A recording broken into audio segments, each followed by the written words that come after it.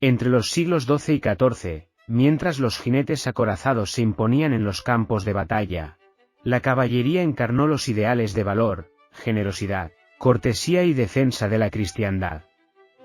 A lo largo de la Edad Media, y durante los primeros compases de la Edad Moderna, el juego caballeresco se plasmó en infinidad de simulaciones bélicas, en forma de torneos por equipos, donde los caballeros combatían por escuadras, en justas individuales, donde se trataba de descabalgar al adversario, o bien a través de otras actividades como pasos de armas, juegos de cañas o mesas redondas. Bienvenidos a mi canal. Ahora, contamos con la posibilidad de que apoyes este canal, siendo miembro. Puedes ser miembro Alteza, miembro Majestad, y miembro Imperial. También puedes dejar un super chat. Tu apoyo nos hará crecer y mejorar cada día más. No te olvides de suscribirte y dejar tu like. Señores, mirad al mejor caballero que nunca visteis. Os diré quién es, escuchadme, se llama Folco y es sobrino de Girard. Oíd sus cualidades, es noble, cortés, educado, franco, de buena familia y de bellas palabras, diestro cazando en bosques y riberas, lo sabe todo del ajedrez, las tablas, los dados y toda clase de juegos. Nunca negó su riqueza a nadie, sino que todos tuvieron de él lo que quisieron. Nunca demoró el hacer actos honrosos. Amó intensamente a Dios y a la Trinidad. Desde que nació nunca llegó a una corte en que si se hacía o discutía algo malo, no le causara gran pesar no poder arreglarlo. Siempre fue amado como buen caballero, honrando a los pobres y a los humildes y juzgando a cada uno según lo que vale. Con estas palabras se describían, en las chansons de Girard de Roussillon, las cualidades que debía poseer un buen caballero, en este caso personalizadas en el joven Folco, sobrino del protagonista. Nos encontramos a mediados del siglo XII, en los comienzos del fenómeno de la caballería, pero en estas líneas desfilan todas, y cada una de las características que aún atribuimos a la caballería medieval. El rasgo más destacado de aquel grupo social, es una forma de comportamiento que aglutinaba elementos que aún reconocemos como deseables, como la cortesía, la educación y la honestidad, pero también la largueza y la generosidad. Incluía, como no, la formación en el ejercicio de las armas, pero iba más allá, la caza, el ajedrez y los juegos en general formaban parte de la formación del caballero, a la que había que sumar los valores cristianos y el gusto por la literatura. No es casual que los orígenes de la novela europea se deban buscar en la literatura artúrica, que narraba las gestas del legendario rey Arturo y sus caballeros. Esta triple esencia militar, aristocrática y cristiana definirá a la caballería europea medieval y de principios de la Edad Moderna. Pero la caballería no se agota en estas tres coordenadas. Quizá la manera más sencilla de acercarse a ella sea a través de los propios caballeros, ya sean reales, como los que desfilarán por las siguientes páginas, o literarios, como el joven Folco que abría este texto, ya que la línea que separa a unos y otros es difusa. Si los modelos literarios influyeron en el comportamiento de los caballeros reales, la vida de estos últimos proporcionó abundante material a la ficción literaria. De entre las múltiples imágenes procedentes del mundo artúrico, la mesa redonda es una de las más poderosas. En ella tomaban asiento tanto el rey Arturo como sus caballeros para discutir los asuntos que concernían al mítico reino de Camelot. Según las distintas versiones, la mesa fue creada bien por el mago Merlín, a imitación de la mesa de la última cena, bien por Uther Pendragon, padre de Arturo. Tomar asiento en la mesa era la mayor dignidad a la que podía aspirar un caballero del universo artúrico. En ella, por su forma circular, no existía jerarquía entre quienes participaban en las reuniones, lo que constituía un símbolo de la fraternidad que suponía pertenecer al cuerpo de la caballería. La extensión de los ideales de la caballería en el siglo XIII llevó a ver en los héroes del pasado a los grandes caballeros de la historia. A principios del siglo XIV esta idea se condensó en los 9 de la fama, que ejemplificaban valores y virtudes caballerescas.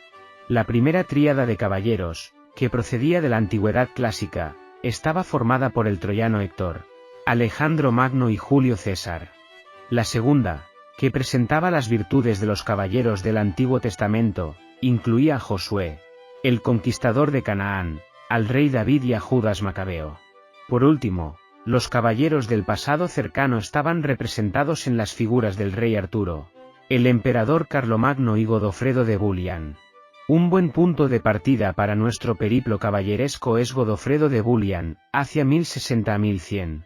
Considerado a partir del siglo XIV uno de los 9 de la fama, Godofredo es uno de los referentes sobre los que se articuló el molde de la caballería. Hijo del conde Eustaquio II de Beloún y de Ida de Lorena, fue junto a sus hermanos uno de los principales dirigentes de la Primera Cruzada, en la que no tardó en destacar. Su fama y prestigio entre el heterogéneo grupo de varones que comandó la expedición fueron tan grandes que, una vez conquistada Jerusalén, fue elegido como el primero entre ellos, y se le ofreció el trono del nuevo reino de Jerusalén. Godofredo, en un gesto de mesura que encumbró su faceta más caballeresca, rehusó coronarse rey. Según él, nadie debía llevar corona de oro allí donde Cristo había llevado la de espinas. En su lugar, aceptaría el título de defensor del Santo Sepulcro. Como no podía ser menos en un caballero tan señalado como Godofredo, la fama del personaje no se agota en este hecho. Alrededor de su figura se tejieron evocaciones literarias, tanto relativas a su periplo en Tierra Santa como otras destinadas a engrandecer su estirpe. En este sentido, la que gozó de mayor fama es la leyenda del Caballero del Cisne. En sus primeras versiones contaba la historia de un caballero anónimo, pero a finales del siglo XII el personaje se vinculó a la dinastía de los Bullian. El misterioso Caballero del Cisne resultó no ser otro que el abuelo materno de Godofredo, una historia que aunó realidad, literatura y leyenda en torno a la figura de uno de los caballeros más reconocidos de la cristiandad. Esta mezcla de evocación literaria, deformación de la realidad y ensalzamiento de los valores caballerescos tuvo un largo recorrido en la Europa medieval, especialmente en el mundo anglo-francés. En este sentido, pocas figuras resultan más sugerentes que la de Guillermo el Mariscal, hacia 1145 a 1219. De él se llegó a decir, en la corte del rey de Francia, que era el mejor caballero del mundo. Un halago magnífico, y más viniendo del enemigo más encarnizado que tuvieron los reyes de Inglaterra en vida de Guillermo. El mariscal sirvió fielmente a 4 de ellos, incluso en los momentos más adversos de sus reinados, y se erigió como el modelo de las virtudes caballerescas de su época, llegando a ser, al final de su vida, regente del reino durante la minoría de edad de Enrique III.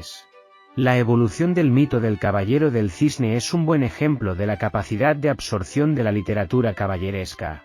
En su primera aparición, en el Dolopatos, un texto de finales del siglo XII, apenas sabemos nada del misterioso caballero que, en un barco arrastrado por un cisne, rescata a la doncella en apuros. Apenas unos años después, el misterioso caballero vuelve a hacer acto de presencia en un cantar de gesta del ciclo cruzado, Le Chevalier au Cygne, como el abuelo legendario de Godofredo de Bullian. En el siglo XIII, diversos autores del ámbito alemán, como Wolfram von Eschenbach o Conrad von Würzburg, retomaron la historia de este caballero, que Wagner usaría para componer su ópera Lohengrin en 1850. Conocemos los pormenores de la vida del mariscal gracias a la historia de su vida encargada por uno de sus hijos.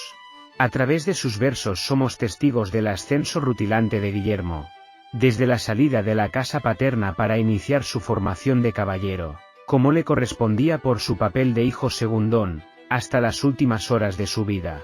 El periplo vital de Guillermo, pese a la excepcionalidad de su figura, nos permite observar muchos aspectos de la vida de los caballeros de la época. En tal sentido, asistimos a su formación en la casa del poderoso noble normando Guillermo de Tancarville, tío de su madre, a su investidura como caballero en 1166 y su primera campaña militar, en la que ya se distingue. Al poco, el joven Guillermo entra en contacto con una actividad que marcará su vida y se convertirá en una verdadera pasión: los torneos. Estos certámenes, lejos de la imagen romántica que tenemos de ellos, se asemejaban más a una guerra simulada, por equipos, donde las cuadrillas de jóvenes caballeros podían demostrar su valor y labrarse renombre, fama y, como no, fortuna. En la época del mariscal, esta práctica se encontraba en su momento álgido y Guillermo destacó siempre como el mejor de los combatientes en estos encuentros. Descabalgó y capturó a más de medio millar de adversarios durante más de una década, de torneo en torneo.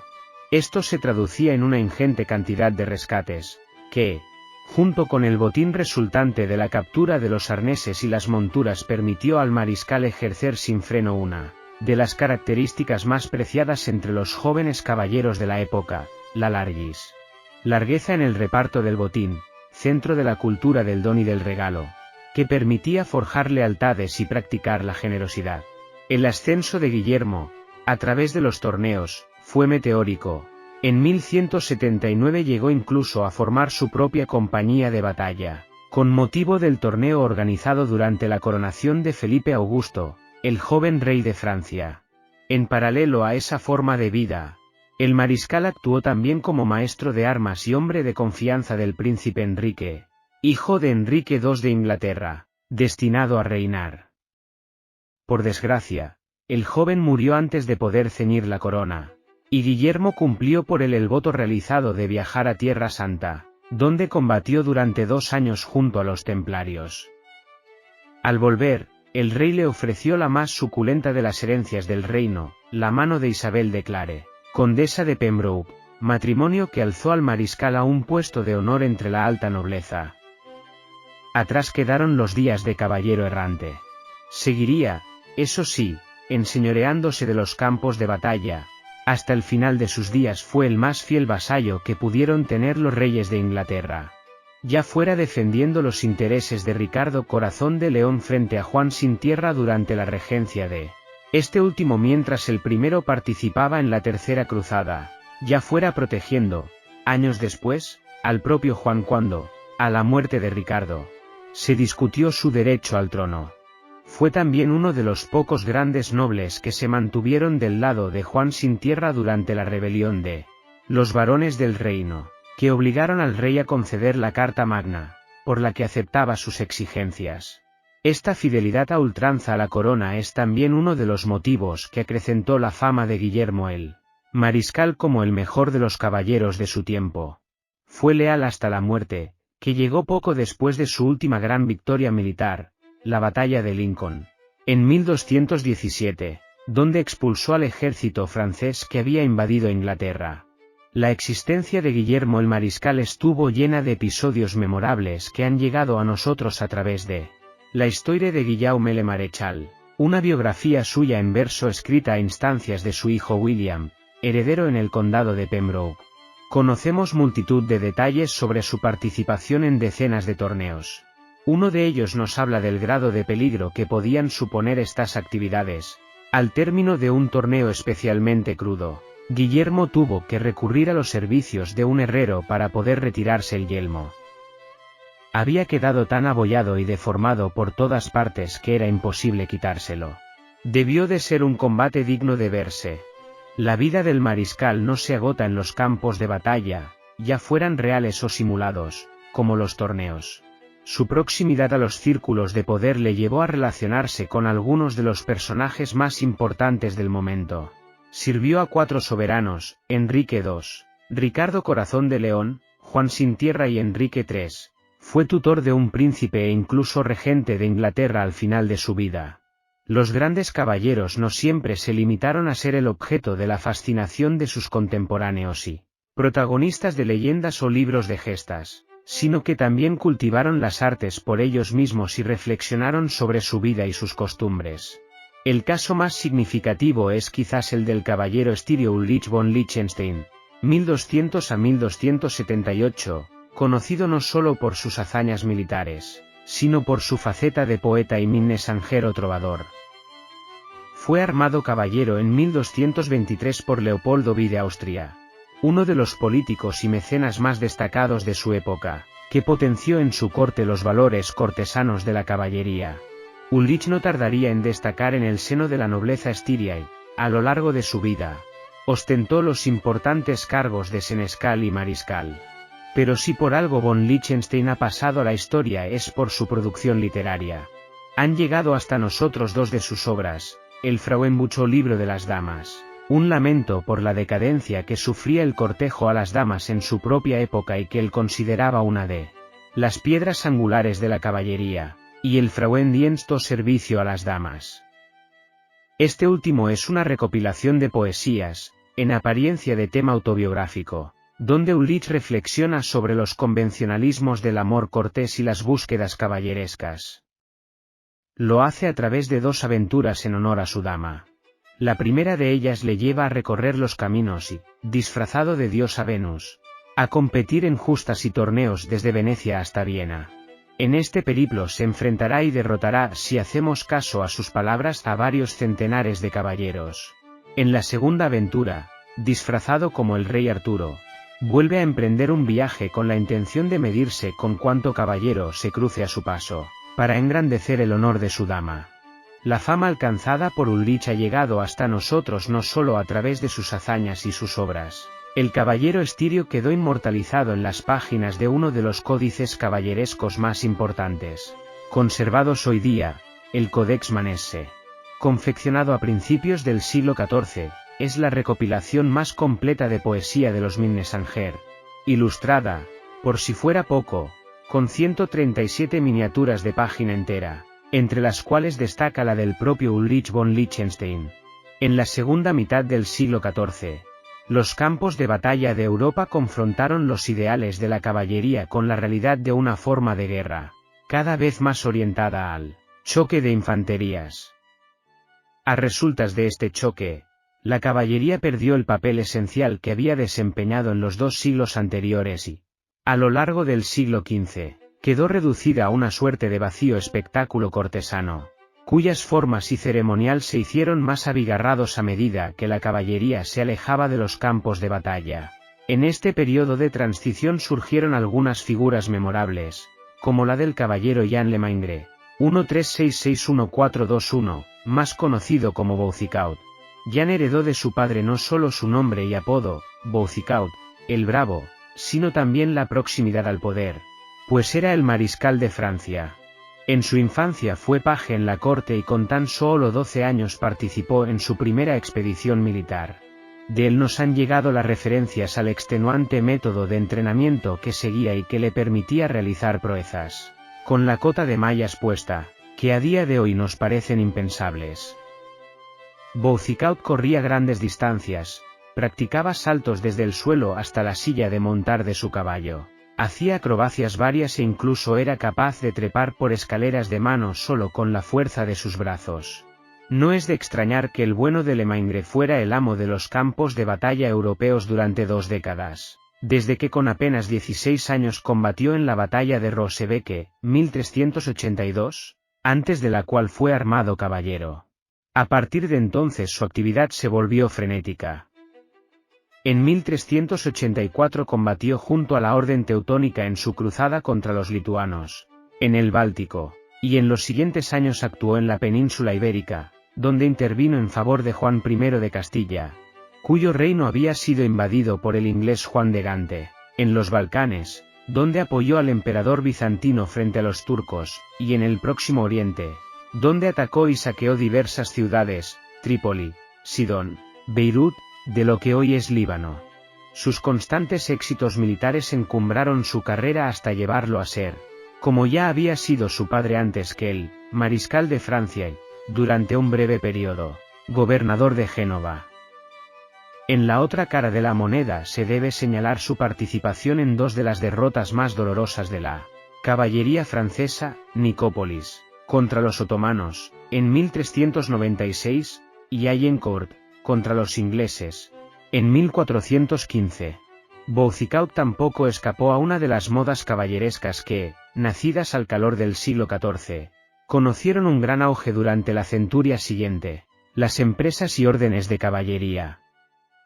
Junto con otros caballeros fundó la empresa del escudo verde y la dama blanca, destinada a salvaguardar el honor, la fama y la reputación de las mujeres necesitadas de ayuda. una orden que años después se ganó los elogios de la escritora Christine de Pizan. Son muchos los caballeros que se quedan en el tintero en este repaso a los grandes nombres de la caballería europea. Desde grandes figuras regias como Ricardo Corazón de León o Jaime el Conquistador, hasta combatientes de fortuna tales como Bertrand du Guesclin o John Howard, aventureros como Pero Niño o grandes figuras de la explosión de la cultura caballeresca en el mundo borgoñón, como Jacques de Lalaing. Nombres propios unidos por el sentido de pertenencia a un mundo de filiaciones, lealtades y comportamientos comunes que es, en definitiva, aquello a lo que llamamos caballería. Quizá la jornada más aciaga en la vida de Boucicaut fue la de Agincourt, el 25 de octubre de 1415. Aquel día la caballería francesa sufrió una tremenda derrota ante los ejércitos ingleses, y él poco pudo hacer para evitarla, aun cuando su experiencia en los campos de batalla lo convertía en uno de los referentes del bando francés y, junto a Charles de Albret, en comandante del ejército, las continuas interferencias en la cadena de mano debidas al enfrentamiento entre los duques de Orleans y de Borgoña llevaron a la catástrofe. Boucicaut sufrió en sus propias carnes los estragos de la derrota, fue capturado por los ingleses y llevado a Inglaterra. Allí vivió sus últimos días como prisionero, en Yorkshire, donde murió 6 años después. Bueno amigos, llegamos al final del vídeo. Muchas gracias por apoyarme. No te olvides de suscribirte y dejar tu like. Hasta la próxima.